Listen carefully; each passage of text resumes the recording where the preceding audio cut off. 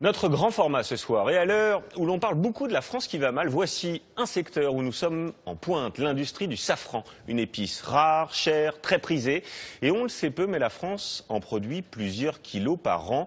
Et c'est en octobre que se font les récoltes, direction la Creuse. Ce grand format est signé Yacine Mili et Raphaël Durosel.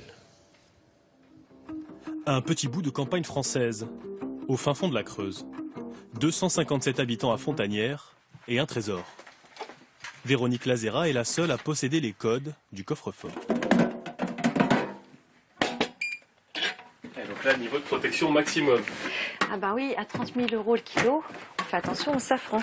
Le safran, un prix plus élevé que le caviar ou l'or. C'est l'épice la plus chère du monde.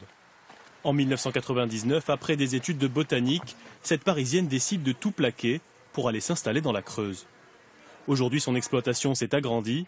2 hectares intégralement dédiés à l'épice. À l'origine, le safran, c'est un vulgaire oignon, 30 centimes pièce. Mais une fois par an, les bulbes donnent naissance à des fleurs. On va les éplucher pour récupérer ce pistil qui seul fait l'épice. C'est ça le safran. Ce jour-là, dans son panier, 150 000 fleurs, 100 grammes de safran, soit 3 000 € la récolte. Alors forcément, ici, la sécurité est renforcée. D'ailleurs, impossible pour elle de recruter des saisonniers en raison des risques de vol.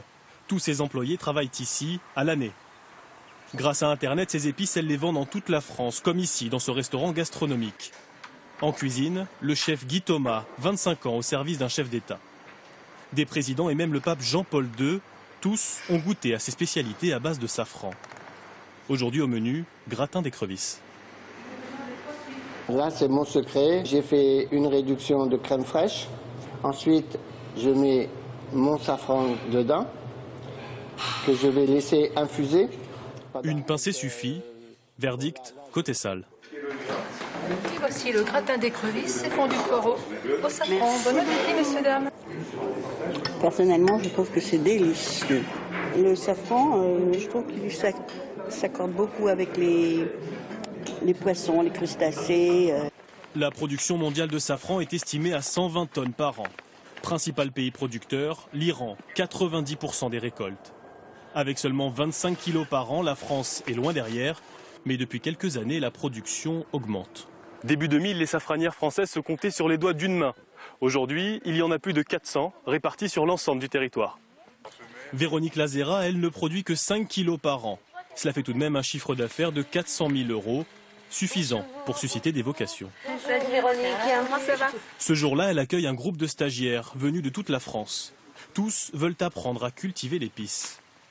Mallory Carranza, elle, a un rêve, faire pousser du safran chez elle, en Corse. C'est une fleur assez mystérieuse qui m'a attrapée il y a 2 ans et qui me lâche plus, quoi. Là, il y a des petits paniers à 19 € avec 4 produits ou un panier. En redoutable femme d'affaires, Véronique Lazera a fait de son safran un produit rentable. Dans sa boutique, elle le décline à toutes les sauces. Des confitures au safran, du nougat ou encore du pain d'épices. Et 18, donc ça fait 38 €, s'il vous plaît. Mais gare aux arnaques, pour ne pas acheter du faux safran, les professionnels recommandent d'éviter les épices en poudre et de préférer un safran fraîchement récolté.